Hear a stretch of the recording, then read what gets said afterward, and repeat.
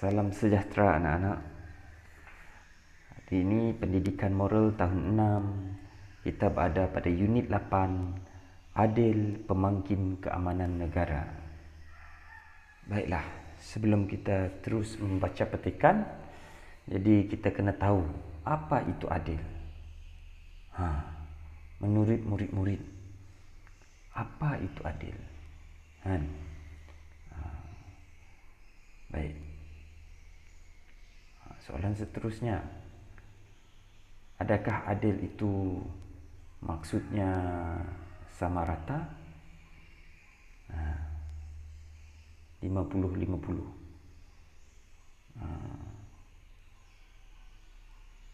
Untuk menjawab soalan itu, cikgu tunjukkan gambar ni. Yang mana satu adil?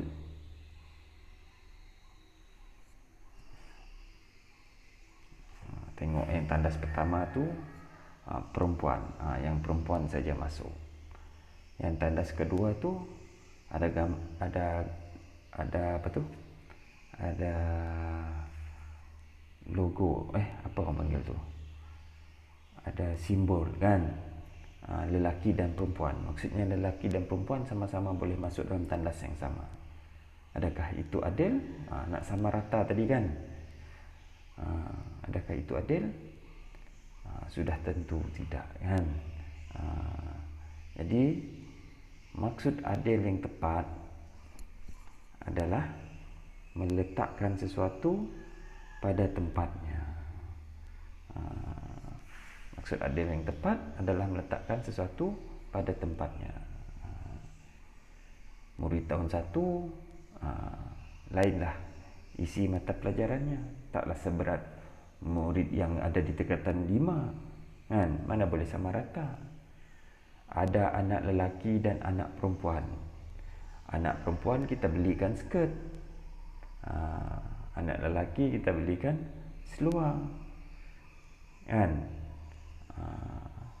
Tugas-tugas yang diagihkan perempuan, tugas yang sesuai dengan kekuatan perempuan lah. Yang lelaki sesuai dengan kekuatan lelaki, dan seterusnya. Jadi adil tu adalah meletakkan sesuatu pada tempatnya. Baiklah. Jadi sekarang murid-murid buka muka surat 69. Kita akan baca satu kisah. Pada zaman dahulu, di negara Pantai Putih terdapat seorang raja yang adil dan saksama. Para pembesar taat akan perintah raja.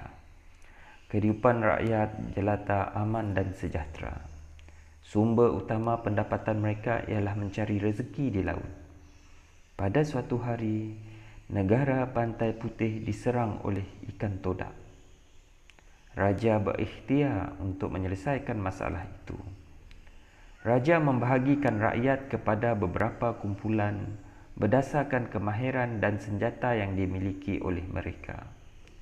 Walaupun mereka cuba mempertahankan diri, tetapi serangan ikan todak tidak dapat diatasi. Keadaan ini menyebabkan sumber rezeki negara terjejas. Raja berasa sangat bimbang dan baginda mengeluarkan perintah kepada rakyatnya. Sesiapa yang dapat menewaskan ikan todak, beta akan memberikan kurniaan yang setimpal. Kurniaan maksud ni macam penghargaan, pemberian lah. Dalam keadaan genting, muncul seorang budak lelaki bernama Janting yang ingin berjumpa dengan raja. Namun, para pembesar menghalang Janting memasuki istana. Raja mendapat tahu perkara tersebut, lalu menasihati para pembesar agar memberikan layanan yang sama rata dengan rakyat. Raja menitahkan agar Janting dibawa masuk menghadap baginda. Janting telah memberikan cadangan kepada raja supaya membina tembok di sepanjang pantai dengan menggunakan batang pisang. Terus ke muka surat sebelah. Baik. Dalam keadaan genting, muncul seorang lelaki, dah baca tadi kan, bukan surat sebelah lah. Baik. Bagi membina tembok itu, para pembesar telah mengemukakan cadangan kepada raja, iaitu rakyat ditugaskan untuk mengumpulkan batang pisang dan membuat tembok. Kecil pula, susah nak baca. Para pembesar pula hanya mengawasi kerja-kerja tersebut. Raja tidak mempersetujui cadangan itu. Raja menitahkan para pembesar agar mengumpulkan dan membina tembok batang pisang bersama-sama. Raja juga menasihati para pembesar agar tidak mementingkan diri. Apabila ikan todak menyerang, maka terlekatlah muncungnya di batang pisang. Akhirnya dapatlah ikan todak dibunuh. Hasil kebijaksanaan janting, raja menganugerahkan pingat kebesaran kepadanya. Raja juga memberikan hadiah kepada semua rakyat termasuk para pembesar yang turut memberikan bantuan untuk menyelesaikan masalah negara. Rakyat bersyukur dan gembira kerana raja bersikap adil semasa mengagihkan tugas dan memberikan kurniaan. Sikap adil raja menyebabkan semua pembesar dan rakyat menyayangi dan taat akan perintah baginda. Raja juga berpuas hati kerana dapat berlaku adil dalam pentadbiran negara. Selepas peristiwa itu, kehidupan mereka kembali aman. Jadi cerita ni adalah cerita yang diubah suai daripada kisah Singapura dilanggar todak. Kalau kita tengok kisah ni menunjukkan raja itu adil kan. Tetapi kalau kita baca kisah asalnya, Singapura dilanggar todak tu adalah sebaliknya. Saya rasa murid-murid pun pernah baca kan. Jadi kita boleh dapat dua pelajaran daripada satu pelajaran tetapi dari dua kisah yang berbeza, dalam suasana yang sama, dalam masalah konflik yang sama kan. Baiklah, jadi murid-murid, mari kita tengok tindakan adil yang dilakukan oleh Raja Negara Pantai Putih menurut kisah tu tadi kan. Okey, baiklah.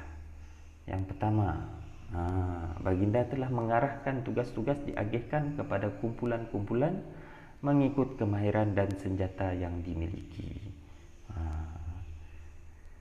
Mengikut kemahiran dan senjata yang dimiliki.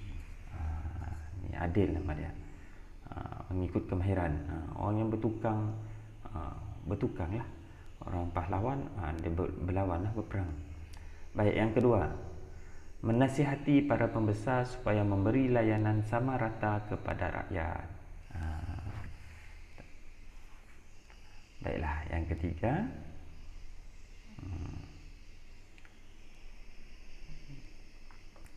memerintahkan rakyat dan para pembesar sama-sama mengumpulkan batang pisang untuk membina tembok. Dan yang keempat, raja memberi kurnia yang sama rata kepada rakyat dan juga pembesar. Baiklah murid-murid, mari kita lihat kepentingan bersikap adil. Pertama, kehidupan akan berasa selesa dan aman. Kalau kita hidup adil, kehidupan akan berasa selesa dan aman. Yang kedua, semua akan saling menghargai dan berasa bersyukur. Terbeli pula lidah. Semua akan saling menghargai dan berasa bersyukur. Yang ketiga, masyarakat akan taat dan sayang akan pemerintah. Masyarakat akan taat dan sayang akan pemerintah. Dan yang keempat, semua pihak akan merasa puas hati di dalam diri. Semua pihak akan berasa puas hati di dalam diri. Pemerintah rasa puas hati, rakyat pun rasa puas hati. Baiklah anak-anak, mari kita lihat pula apa kesan tidak adil. apa kesannya? Baik, yang pertama, rasa tidak puas hati, memberontak. Apa yang berlaku?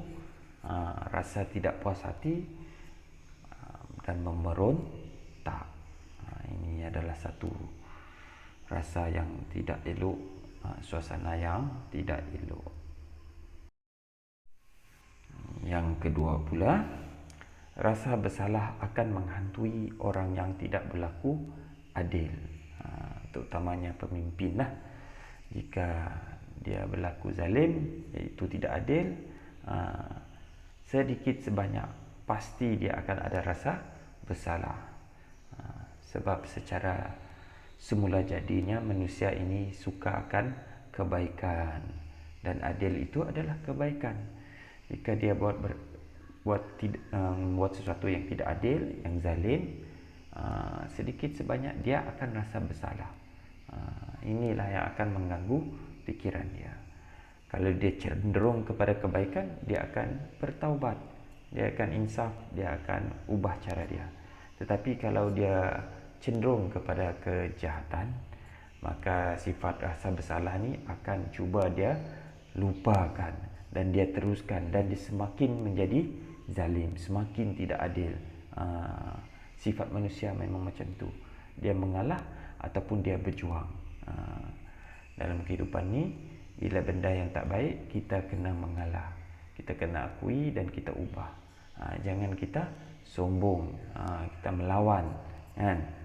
Untuk melawan tu ada sifat berjuang, tapi berjuang pun kena berjuang dalam kebaikan. Yang ketiga, kezaliman dan penindasan akan berleluasa.